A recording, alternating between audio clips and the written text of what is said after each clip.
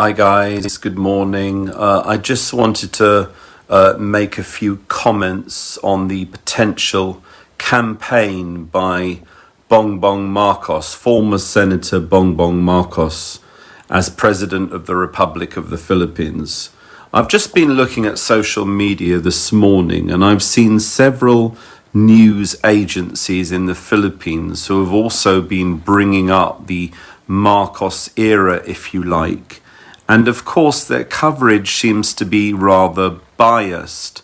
A lot of them are talking about the Marcos era. They're talking about the what's happening in those times and the fact that they're saying the economy was very bad, and they were sharing the Guinness Book of Records on the alleged corruption by the previous President Marcos. Now, I've got to admit, I wasn't alive. Well, at least I wasn't around in those times. I didn't really know anything about Marcos. I didn't really know anything about the Marcos era. But what I can say is this, the problem is there's a lot of fake news out there. There's a lot of biased news. And, I don't think it's the duty of the press or the right of the press to be biased in any way. The way that I understood it is that the press should be impartial. All the press should do is to report the news. Now, this is where I see there's an issue. If Bongbong Marcos was to run as President of the Republic of the Philippines, would he get a fair campaign?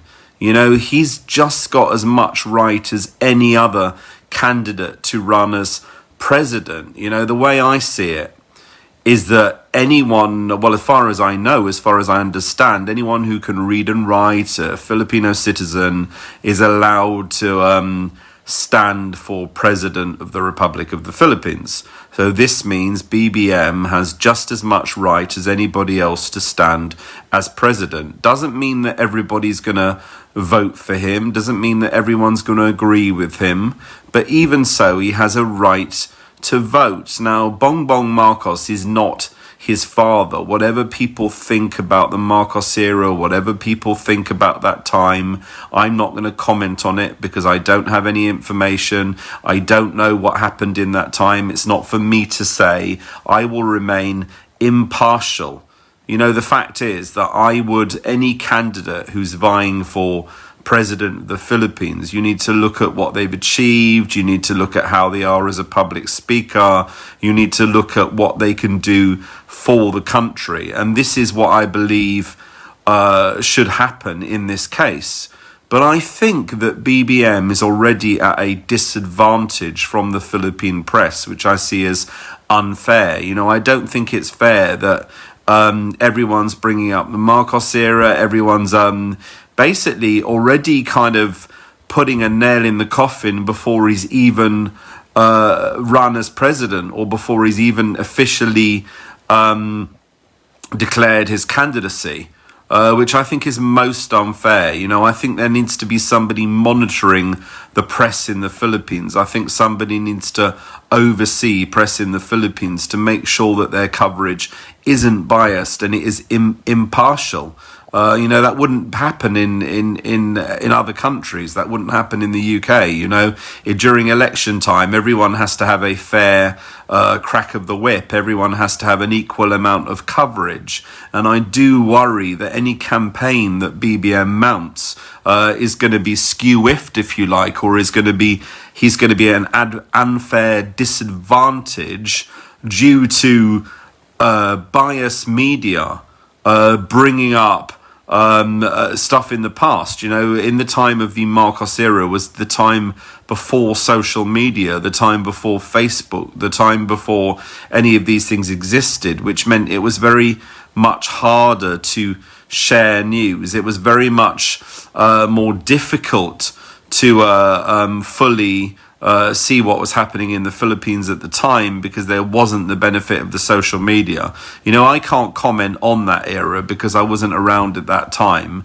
But all I can say is that this political candidate, Bongbong Marcos, should have an equal opportunity, should have the same chances as any other candidate. And I believe, sadly, in the Philippines, there is going to be some bias against him. And sadly, in the Philippines, the coverage is going to be, if you like, tainted, or the yellow press, if you like, is clearly going to bring up the past and clearly going to run a smear campaign against BBM should he decide to run.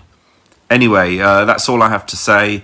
I was just a little bit surprised this morning, not one, not two, but three Philippine media outlets were all trying to bring up that particular era and talking about the Marcos era, and I don't think that's appropriate. You know, you can't deny what's out there already.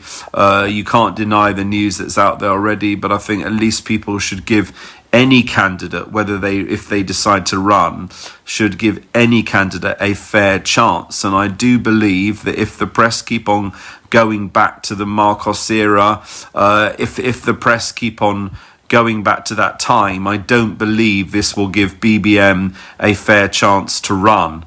Now, what can I say about Bongbong Marcos? He's a very seasoned politician who's very, very clearly experienced. You know, I believe that he from watching the interview that he did with Tony Gonzaga, I really do believe that he has a lot to say. He really wants the Philippines to be proud again, which I think is a really, really good thing. He wants Filipinos to be stand up and to be proud of who they are. That was the main message that I saw coming out of that interview, which I think is so important. You know, it's not a time for Filipinos to be embarrassed about who they are. It's not a time for Filipinos to be embarrassed to say that they're Filipino when they're at work. You know, I've seen so many Filipinos who maybe don't want to talk about the Philippines, who talk about corruption, who say their country's poor, who call their country a third world country. But, you know, the fact is, I believe that Filipinos should be proud, and I do like the fact that Bongbong Marcos is clearly proud of his country, and he wants all Filipinos to be proud of their country, to be proud of who they are. How can the Philippines develop? How can the Philippines go in the right direction if there are sadly some Filipinos who are embarrassed about their own country, embarrassed about their own people? This is not the way forward. You know, there's so many wonderful Filipinos out there. Christ, you know, we've even got a NASA engineer who I had the opportunity to interview, who helped build the Mars landing capsules. You know, this is the strength of the Filipinos, how clever they are, how resourceful they are. And I know that BBM recognizes that, and I'd like to pay credit to him for his stance, for his support of Filipinos, and for his comments, if you like, that the Filipino people should be proud. Anyway, that's all I have to say. I hope it's going to be a clean and fair election, and I hope that everyone has an equal opportunity, and I hope nobody is, if you like, in some way disadvantaged by the press. You know, of course, there's nothing wrong in the media looking at the issues and discussing the issues. But if they want to put a certain narrative without looking at both sides of the argument, I don't think that's fair. I challenge the press in the Philippines. Why not interview the supporters of Bongbong Marcos? Why not interview the supporters of the Marcos family?